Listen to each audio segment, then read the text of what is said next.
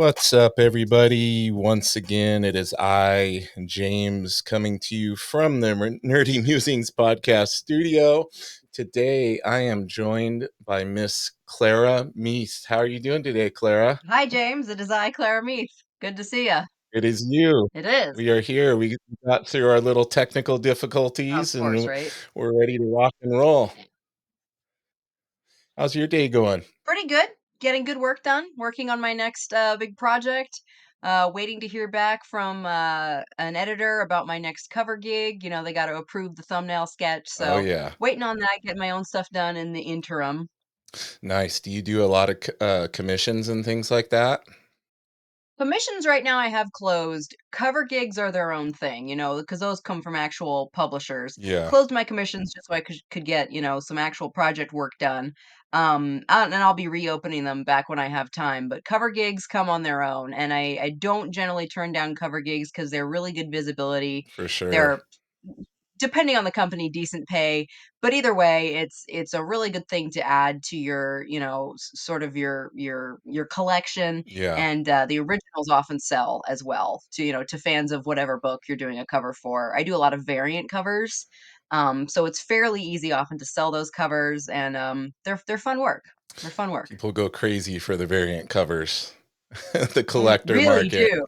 Yeah. They really did. The collectorism of comics is not. I think collectorism is like one of those things you have to have the gene for it. Yeah. And I just don't. Like I'm not like I just don't have an instinct to, collect and keep things. I'm just like, "Oh, that exists in the world. That's enough. That's as much ownership as I need personally. In a It belongs way, to the universe." yeah. But In a way, I would say not you're to you're fortunate because it becomes well, it becomes a problem, especially when you have multiple kinds of collections like me. Like those are all art books yeah. and artist Hey, don't get editions me and wrong, I have way too many books, so yeah, I'm not saying that, but, I do appreciate I have taught myself to very much appreciate the collectorism in comics because that is where my money mostly comes from. so there's not 20 long boxes hiding in that room somewhere like my basement. No, I only have 3 long boxes, and they're all of my own books. Okay. Okay. Yeah, I think it's a double-edged sword. I've always been a collector, and it's when it gets to the point when you're considering building an addition onto the house to house everything, it becomes a problem. I have an appreciation for it, though. I just think that the market right now, you see like all these crazy things. Like today, I saw. Did you see those whatnot variant packs that with the? So it's like No. reprints of past popular like Marvel key issues and things, and it's like Okay. it's like a blind pack, so like a grab bag type of thing, and they were Ah, sold through whatnot and so people are pulling like foil variants of reprints of old stuff, but like somebody just mhm. sold a couple of those for $1,600 each on eBay. So they paid $120 for the grab pack thing and then sold those. They made like 3,000 My bucks on gosh. eBay, so it's kind of Wow. interesting like just seeing the frenzy for some of this stuff. I don't every now and then I'll get on eBay and just search myself to see what Yeah. my stuff is worth, and it's like, "Oh, that's about what I thought. Nothing special." Not at a point where I need to start putting stuff on there in order to pay my bills kinda thing, but maybe There you someday. go. A girl can dream. One day. Hopefully. Well, I wanted to talk a little bit about your career and how you got started into, art and drawing comics. I always ask, did you have formal training? Was art something that you were always interested in, and then it just evolved to the point where you got into the comic industry? I did it in a very roundabout way. I first went to college, at the standard age to do so, and I tried 2 different colleges, and nothing was really working for me. I wasn't finding my passion. I wasn't feeling like I was pursuing a path that I wanted to stay on for the rest of my life kinda thing. And then for a while, I was just sort of that listless, aimless 20-something who just kinda worked retail jobs trying to figure out what to do with their life. Yeah. And I remember I picked up and at this point in my life, I had not been a comic book reader. I'm still only a comic book reader when I have remind myself I need to do that to remember how they work so I can make them, but it's not a habit like I neurologically ever formed Yeah. to just comic book reading. So I didn't grow up with that, but I had always been very creative. I'd always been, I'd always had that storytelling bug. I'd always done a lot of, now it's called maladaptive daydreaming, where you're a bored enough kid that you just make up epic fantasies all the time. Um, Right. so I'd always done that, and I'd always been very literary. I was very bookish. I liked to write. At the time, I wanted to be a novelist, or earlier in life, I wanted to be a novelist. But during those aimless 20-something years, I picked up Umbrella Academy, Oh, that was a and I great one. started reading that. And that was kind of the first time. If you're not raised on comics, you don't really realize this is an industry that still exists. Yes. You know, you kind of everyone knows about, the golden age and the silver age and, the first Superman comic and all that stuff. Everyone can tell you about that. But if you're not into it, it's a niche enough entertainment industry that you can go through life not really knowing it exists. I really didn't realize that, and well, rather to rephrase that, uh, knowing that book and knowing that it was by Gerard Way, who I was a big fan of because I was an emo kid, if you couldn't Mhm. guess Can't by the tell at apparel all. here. Um, uh, I get and was is a very vague term there now, isn't it? Um, but that was kind of when it clicked for me that was like, oh, like people my age are like doing this. This is still a thing. And I remember deciding kind of right then and there, well, I've always written and I've always drawn. I was that kid in the class. It was like the art kid. It Mhm. was like, well, if you want something drawn, Clara will draw it for you kind of thing. Right. And uh uh and I kind of decided right then and there, I've always written and I've always drawn, so why don't I just combine those? And I googled right then and there, schools in the US that teach comics as a 4-year degree, because it's like there's got to be a way to actually learn that. Like I didn't want to go the slow route at that point because I was old, I was old to be starting.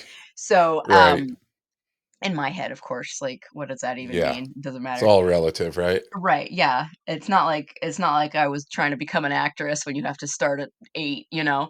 Um, Yeah. but but yeah, and there was a couple there's I wanna say 3 to 4 schools in the US that teach comics as a 4-year degree, and one of them was SCAD, which oh my gosh, I'm wearing the hoodie. You're wearing it, This is yeah. so old, dude. This is like it's probably rotting. I probably shouldn't be wearing this, but I'm wearing the hoodie.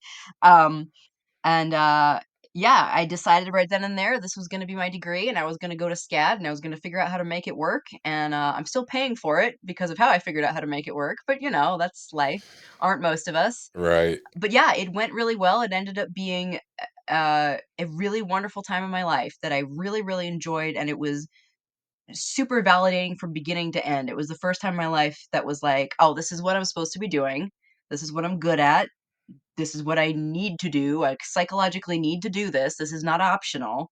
And I've just been trying to stay on course ever since. It's really hard to make money in this business, as I'm sure you know, as I'm sure Yes. you've heard many people opining about. It's a But grind, I'm yeah. hanging in there, hanging in there. Good, I'm glad to So hear that. that kind of went off topic, but you got a whole bunch of story right there. No, I love it.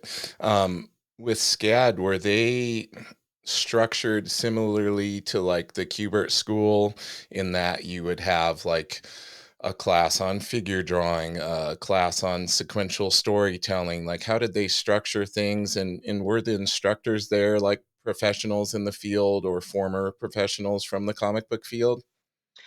Um, I respect the format of how they laid out their art education, because almost everyone in any visual art department, game design, animation, literally fashion, whatever, would all have to go through the foundational courses, which involved things like, anatomy and the foundations of drawing and design and color Right, theory and stuff like that. So by the time we got into our majors in like the last 2 years, there really weren't that many years of like specific focused work, which at the time was like, well, I want to get into comics, but at now I realize just how smart that was. So that was something I definitely respect about how they laid out their coursework. Everyone sort of had the same vocabulary by the time we started, our areas of focus. right. But yeah, we eventually towards the end, we got to actually focus on it was called sequential art, the major. And it was comics and storyboarding. And we had we had storytelling 1, we had storytelling 2, we had, the projects where we had to make mini comics and write scripts and, review each other's scripts.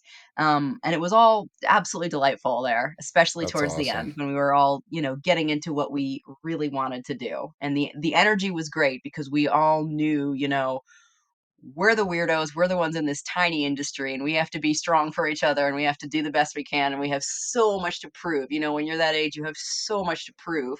So Oh, the energy absolutely. was great and really enthusiastic and fun. And yeah, it was a really good time in my life.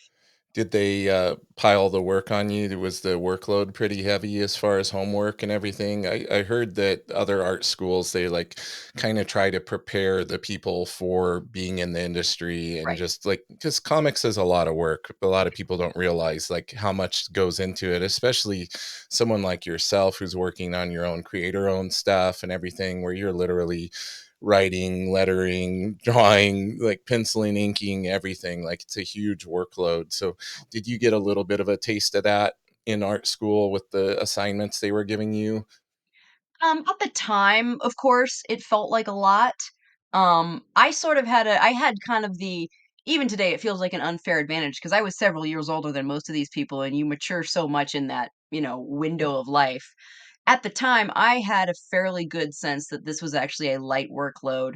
All the normal college age students were kind of feeling like it was way too much. Right. But that's how you feel at that time. It's whatever. No shade on them. But having now worked professionally for some time, I can say it was not very much work at all. It just Y introduced me to the yeah. concept of like, look, you hit deadlines or you don't have a job. That's how it goes. You have a whole different frame of reference now being in the Yeah. industry, right? Yeah. Retrospectively, you're you're like, "Yeah, And guys, I remember them that wasn't telling a us whole too, lot." it's like, "Oh, no," when I'm sorry, I spoke over No, you, you're all sorry. good. I remember them telling us at the time, like, "These are actually light workloads, and it actually is harder when you get into it," and that seemed impossible to comprehend at the time, but again, I figured you figure it out, you figure it out, and they were 100% right, it is harder when you're actually in it, but it's real, and that makes so much of a difference, like, you can Yeah. make it happen at that point because 'cause you're not just pleasing old Professor so and so who you're already tired of or whatever. Well, I don't know why I use that metaphor because I adored all my professors, they were all wonderful, but yeah, it is harder afterwards, it is harder in the real world, but I think they prepared us well, and you gotta create a gentle slope because if they start, like, up at the top, if Yeah. you immediately plateau to how hard it can be, nobody would get through that course, that's just reality. Well, and I'm sure it's different, like you said, it's kinda like trial by fire. You get in there and now you're actually working for a client or you're working for a publisher, Yeah. which brings me to the next thing I wanted to ask you. I'm sure you remember your first professional assignment in the comic book industry. Why don't you tell us a little bit about that? My first job was an unpaid gig that was never published, which I can't emphasize enough is very common for a first gig.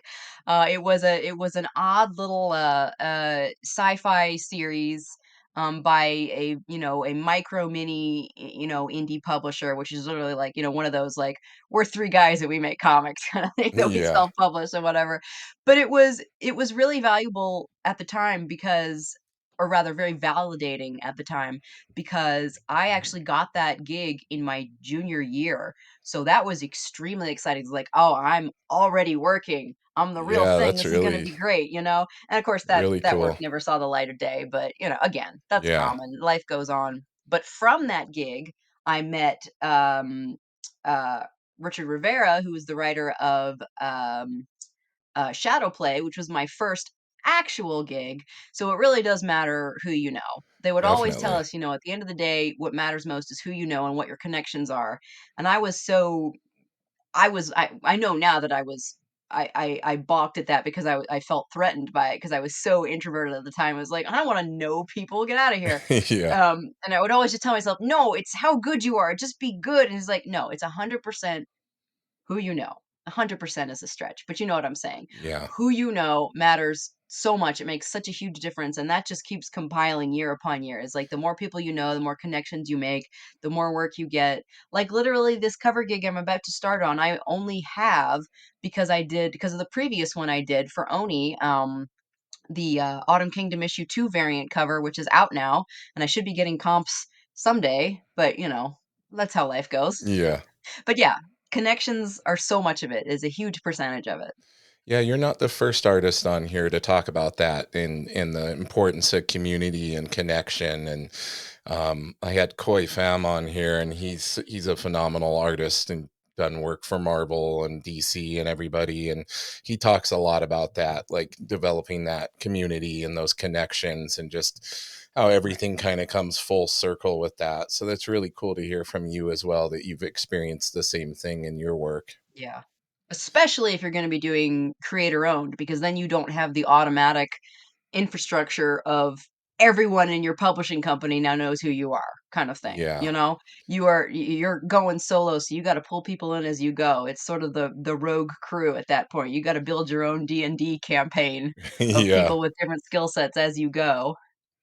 Speaking of community, I recently watched your update for October of going, was it SuperCon? Oh, yes. Oh, yes. The Yes. you're talking about my monthly plan Yeah, your live little stream? live update. Yeah. Yeah. And Yeah, I do that just you to got stay to go to accountable. SuperCon and catch up with a bunch of your friends and Ugh, people that put on the event and yeah, everything. So I think that really speaks to this element of community that we were just talking about. So yeah. how was your experience at SuperCon and in getting to be there? And you said you sold lots of art, which is great. I did.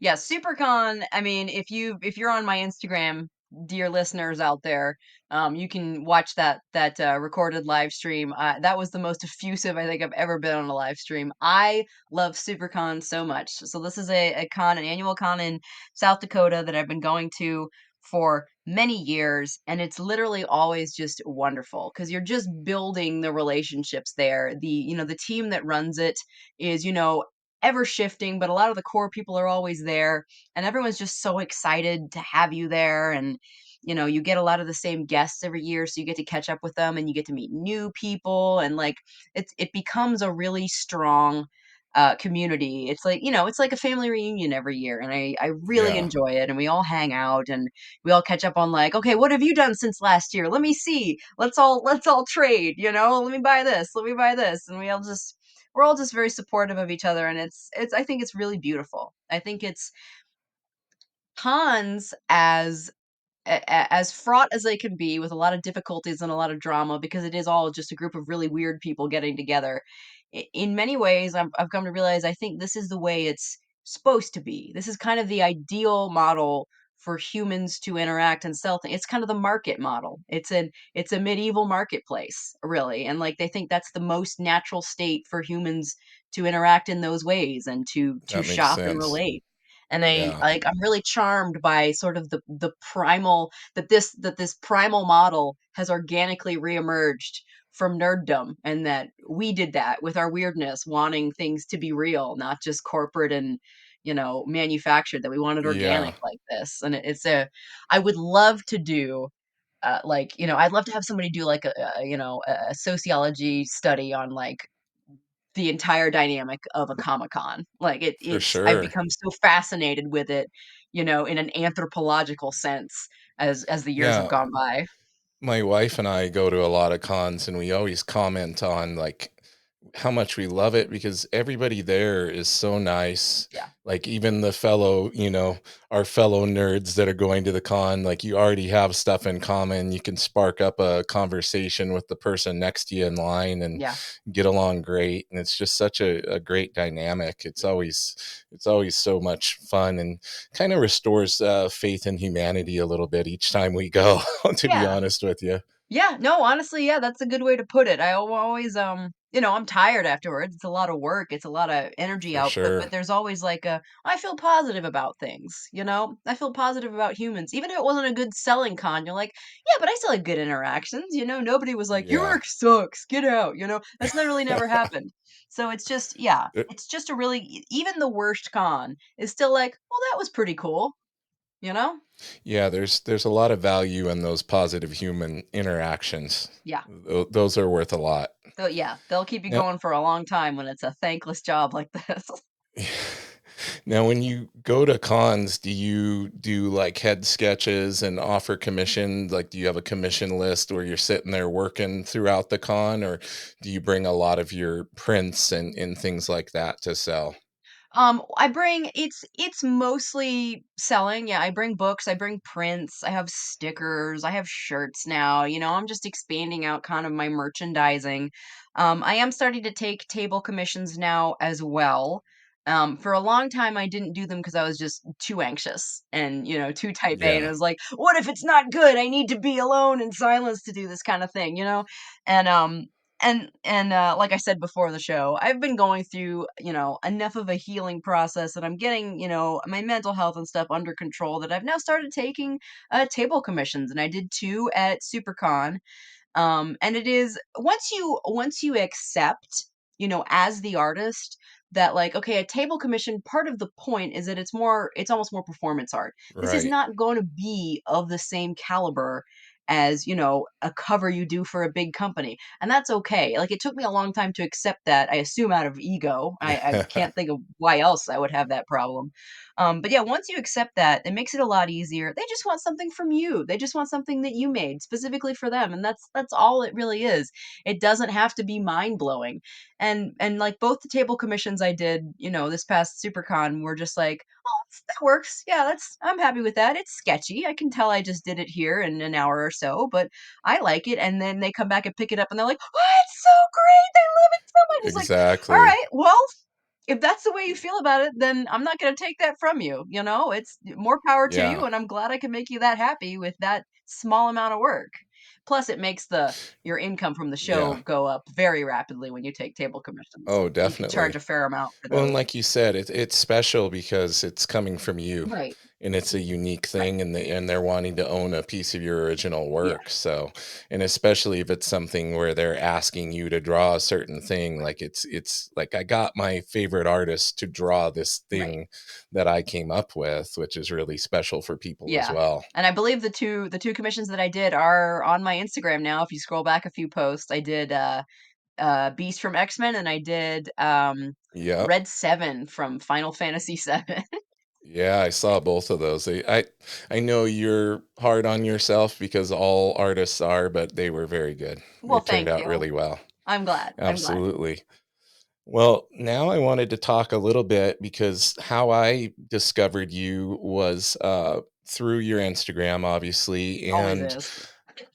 I loved your process stuff where you were showing your process and going over it and talking about certain aspects of creating your book and everything. For me, as somebody who draws, it's always inspiring to see that, and it's inspiring to see the creative process and try to learn from it.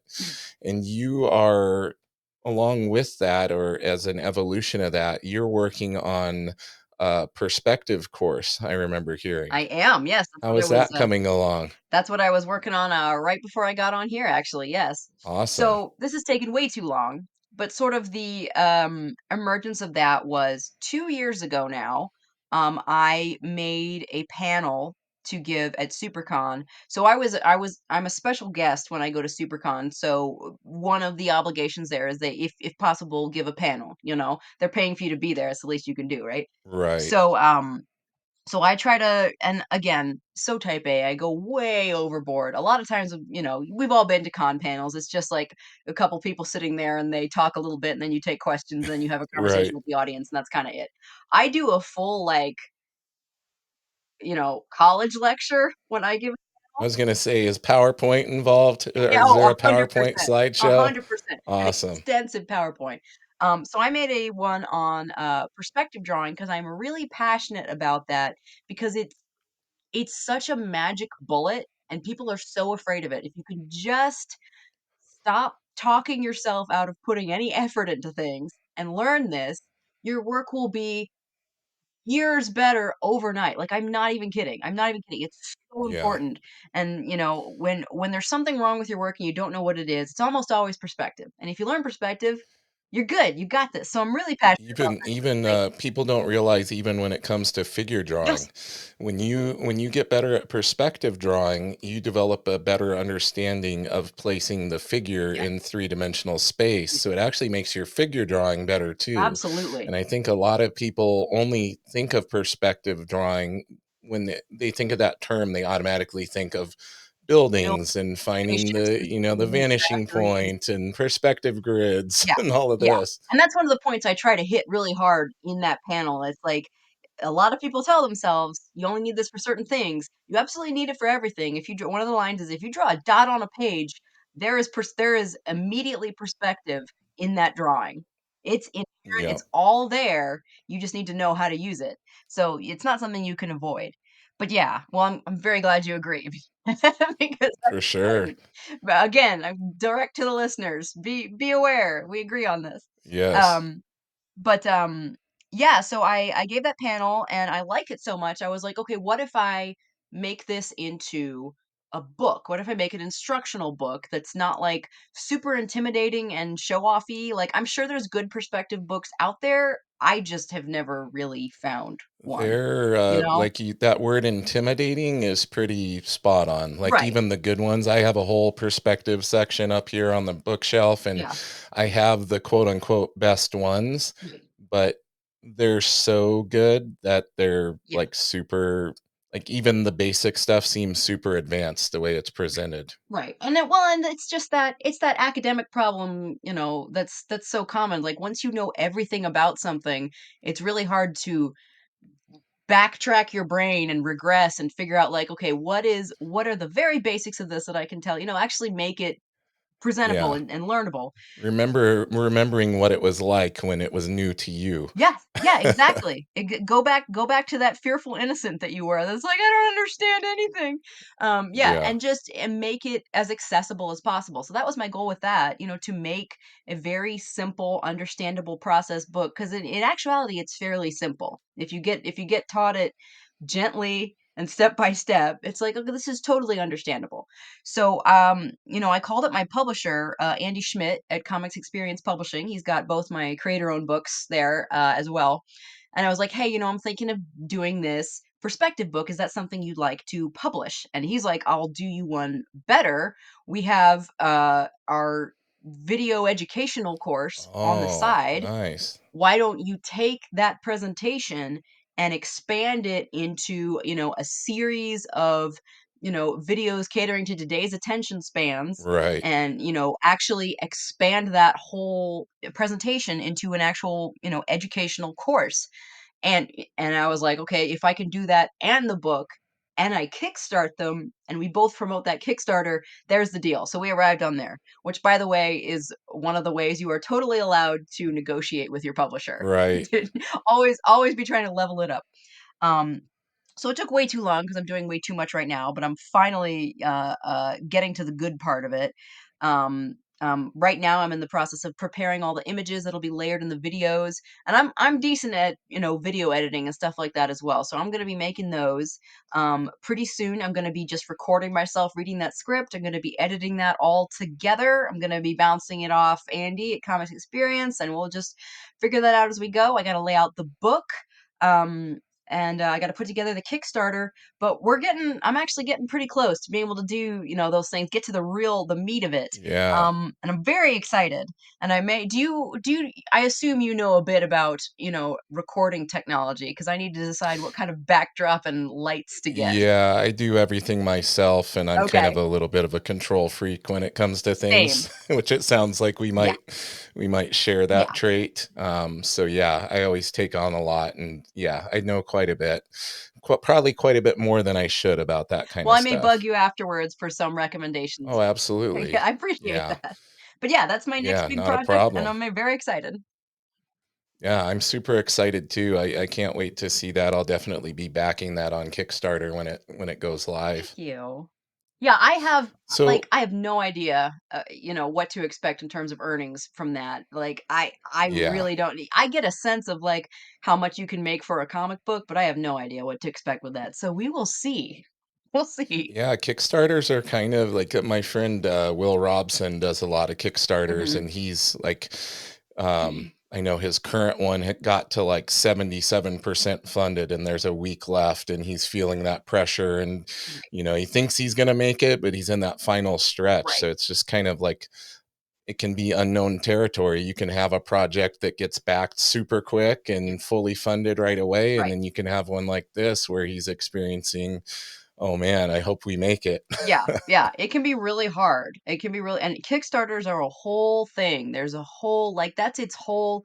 You could get a 4-year degree into how to do a good Kickstarter. Like, it's so Oh yeah. complicated, and it's there's so many variables. I'm really glad it exists because it allows people like me to literally do the job I currently have. Is, you make something and then you ask the internet to pay for it and then you give it to them in Yeah. exchange. Yeah, that's, I mean, I wouldn't have a job if it weren't for that, but man, is it a lot of work. Man, is it a lot. Now, your creator owned projects, how many of those have been published so far? I have done 2 of those so far. I mean, that's not counting the annual sketchbook and the sketch card compilation book and stuff, like, things you could Right. just make yourself, make it to a PDF, send it to a printer, and you could Yeah. just, order them yourself and sell them. I guess that's technically self-publishing as well. But my self-published books, Edgar Allan Poe's The Conqueror Worm and Mother 47, I both self-published, and I was just selling them on my own for a while, and then when I met Andy at Comics Experience, he offered to publish them for me. So they are now available through the conventional means.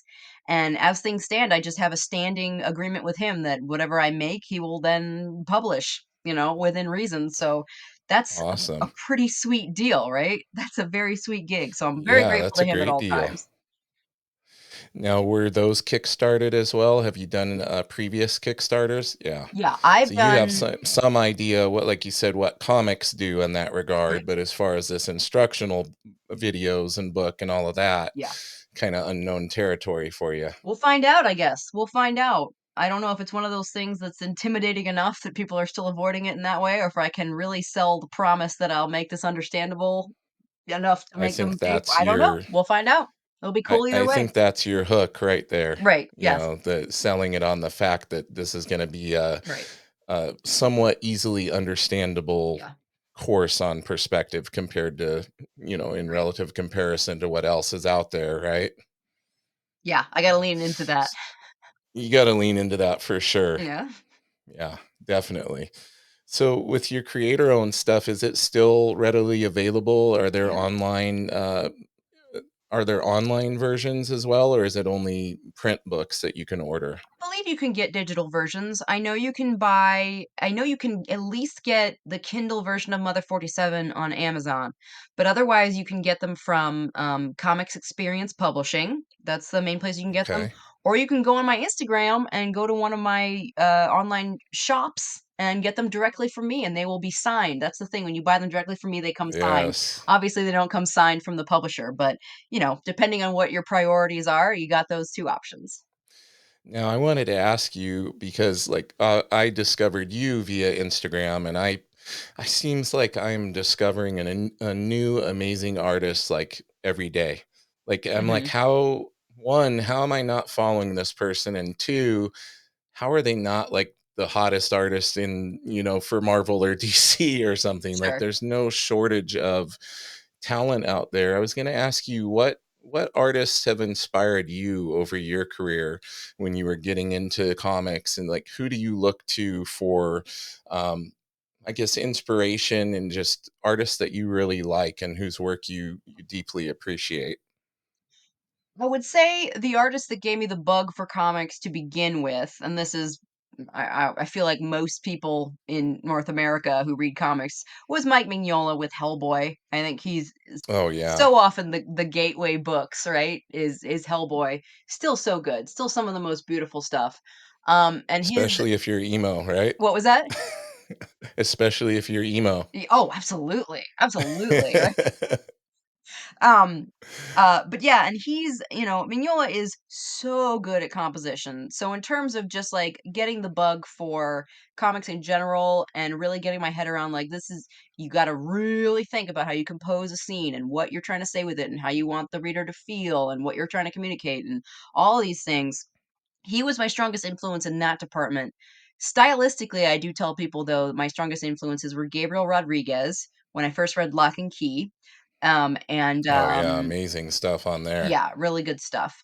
And and these days, Zach Howard, who is also my business partner, Nice. but he does amazing stuff. His recent Hellboy, so good. They're working on Moonshine Bigfoot right now, and I manage the Kickstarter for that. So that's going to be an amazing book. And I don't lightly say, I think it might be the most beautiful comic I've ever seen so far. They're about halfway Oh through wow, I'm gonna issue have to three check or that one four. out. So that's exciting. That's very exciting. I'm assuming you watched the Mike Mignola documentary. The newer one, I haven't seen it yet. No. Oh my goodness, that it's really good. I You have got a to check that little out. working closely with somebody who has worked with Mignola. I'm not as ravenous for Mignola content at the moment. Once you know more about someone in person, he's not a I bad I guy. have heard He's I just have rough. heard stories. I will say that even knowing those stories and having a little insider info as well in regard to him, I still enjoyed the documentary quite a bit. Good. I will get to it for sure. For sure. It's just not Yeah. top of mind right now. I think another thing about his work is the minimalistic approach. Hmm. Like if you look at his old work, excuse me, if you look at his old work, he was inspired a lot by Jack Kirby Oh yeah. and did a lot of stuff drawing inspiration from that, but then he like pulled back to this minimalistic approach with the lighting and Yeah. everything and taking outlines, which is to me is a very unique thing because with a lot of us artists, we like to render, Yeah. we like to throw a lot of lines. So the idea of taking lines out can be Yeah. kind of a weird concept to a lot of us. That just goes to show, to reinforce the concept that what comics is very good specific choices. There's only so many panels. You can't show every single frame like it's a film.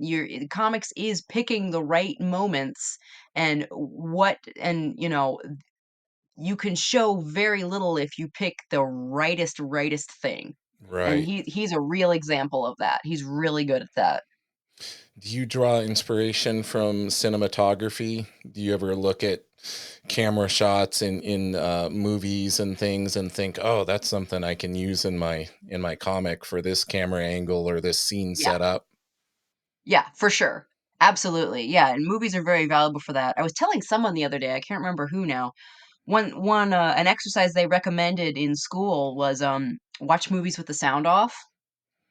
Yeah, And that just really teaches you about the importance of composition and how much you can communicate with just silence, which is right. what comics are. But yeah, I love to watch. I don't often make the time, A, because I'm busy, and B, because I can't just watch a movie for entertainment. It's always just I'm just randomly shouting like, "Look at this shot! Look at that shot!" It's like I'm the worst person to watch movies with, and people in my life will tell you that. But yeah, it's not a way to relax, shall we say. Gotcha. Yeah, yeah, the way your brain works, you're pulling bits and pieces from it at all times. Yeah. So, aside from the perspective instructional project that you have going, and you said you have some covers going, do you have another creator owned book that's in the works? I mean, I see you working on stuff all the time, so I'm Yeah. assuming the answer is yes. Is there anything you can tell us about that project? Yeah. Well, a couple things to that. I want to make it very clear in terms of the Instagram, a lot of that stuff is reused. So I I'm not remember you constantly mentioning slaving that on away. there.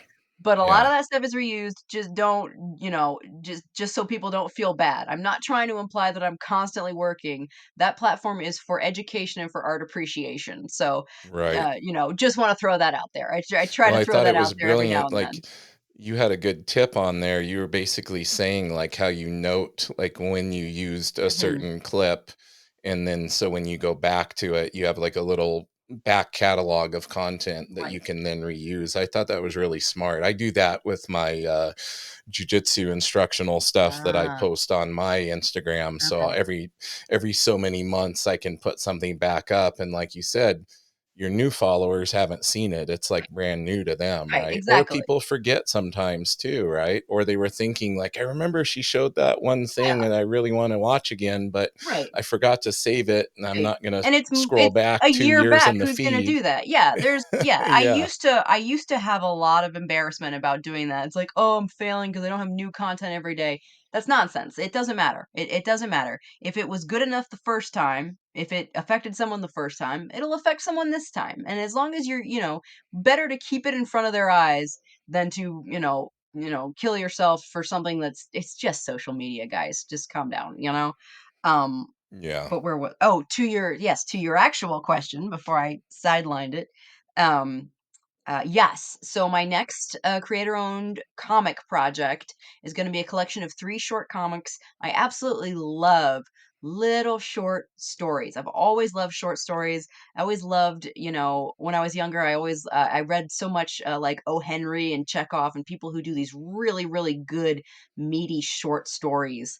Um, just a wonderful medium. So, I'm doing 3 short comics, that I'll just collect as, I'll have the option to have the collection of them, or you can buy them separately, which is all kinds of Kickstarter incentives. So Nice. I've started drawing the first one, the second one is mostly written, the third one is still just a concept, but I'll just work through them one at a time, and then that will be the Kickstarter after the perspective course, probably. Very cool. Now you mentioned Chekhov, but a different Chekhov, because in your other video, you had a Star Trek shirt on, I and you did. mentioned that you got to meet the actor that portrayed the original I did. Chekhov in the Star Trek Yeah. series and the movies and everything. That's so cool. It was cool. It was right before the first day of SuperCon started, and actually, it wasn't even like I didn't go through the line or anything to meet him. He was just wandering around with his handler, looking at tables before it started. Nice. My gosh, he is a tiny man. Like he is smaller than me. He is so small, and being 88, I'm sure didn't doesn't help. He's Yeah, exactly. The gravity, right. compression of The gravity gravity just has kicked taken in. its toll on him as he did not, spoiler alert, spend all that time in space. He's been here on Earth with Yes. gravity wreaking havoc on his human form, just like the rest of us. But yeah, I almost want to say he was shy. It was very cute. He was just this pleasant old man who was like a little like, oh, look at all the stuff kind of thing, you know? It was Yeah. really sweet. So a rare fact about me is that I was partially named after James T. Kirk Oh. by my parents in Star Trek. Yeah, so Star Wait, Trek was a big part of our household growing up, yeah. and I actually, as well as Star Wars, but I got to meet the original Scotty Wow. when I was a kid. He was at a local, back when we had video stores where you could rent VHS tapes and all of that. He was doing a signing at one of those by our house Uh-huh. randomly enough, and got to meet him and get a picture with him. He was super nice. The picture didn't turn out though. It was back in the day where you couldn't see till it got developed. Right, right. So it's all blurry. Yeah. Like, oh Kids will man. never But yeah, understand, man. yeah. Were you always a Star Trek fan? Oh yeah, we grew up with Star Trek. That was our nerddom Okay. in the family growing up. I have 4 little sisters, so it was a large squawking group of children that, grew up watching Star Trek and making Picard jokes and just like it was good. It was good. Oh yeah. Next Yeah. Generation was great. Yeah, I remember watching Yeah. all of those. And then going back and watching some of the older stuff, later on So great. reruns or whatever. So great. Yeah. Yeah. Now is it Trekkie or Trekker? I know there's some controversy about Oh. what the Star Trek fans I want to have be only ever called. heard Trekkie, but Yeah. that makes me think that was a name that was given to them, and they're trying to claim Trekker as their chosen name, which is just my guess right now, That's what I think. Yeah. but, Yeah, I think you're it's probably whatever. right. It's not like I'm gonna start saying Trekker. I'm just I'm gonna keep saying Trekkie probably until I know otherwise. We got to go Right, with it, yeah. right? Sometimes society chooses for you, and the way you can't always push back. What you do then is you embrace it, and you make it yours, and you own it so that they can't use it against you anymore.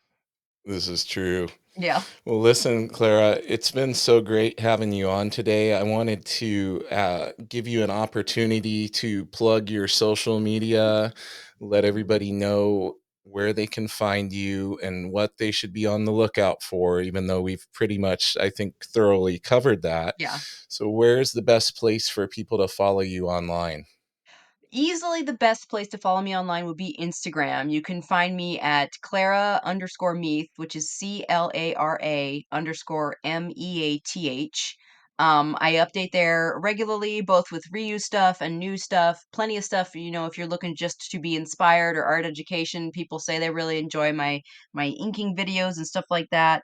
If you want to help support me and help fund my upcoming projects, please consider subscribing to me on Instagram or becoming a patron on Patreon. They are, as of now at least, the same cost and have the same content. So, whichever works better for you there. And I would very much appreciate your support as I move forward into a new season of needing money for new different things. Absolutely. And I'm going to make sure I put all that information in the description for this episode. And Thank I want you. to encourage everybody to go over and check out the podcast on YouTube/ at Nerdy Mewzings. Mewzings is Mewzings. Make sure you check us out there. Clara, thank you so much for being on here today. I really Thank you for appreciate it. I having know me. we've been trying to coordinate for a while, and I'm glad we Right. finally synced our schedules up and the chaotic lifestyles we live. Right.